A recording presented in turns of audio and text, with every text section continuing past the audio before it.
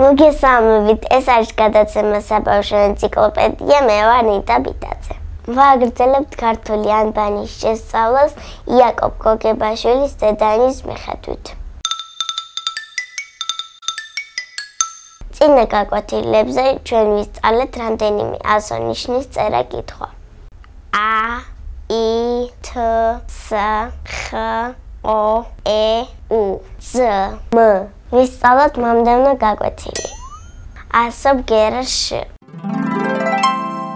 მისი ანბანური სახელია შინი. ახლა კი დავწეროთ შ.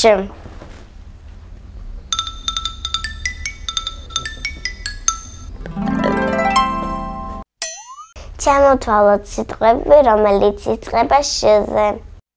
შვიდი, შანდალი, შარვალი, შაშვი, შეშა. ჩვენ უკვე ვისწავლეთ როგორ უნდა დავწეროთ და წავიკითხოთ შ.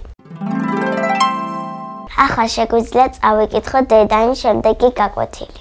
შ, შ, ო, შ, ი, ა.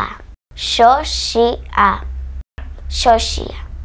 შეშა, მუშა, შოთი, შუშა, შოშიას შია. ეს შოთია. შიო შოთას ძმა. მაშოს უთომძიმეა.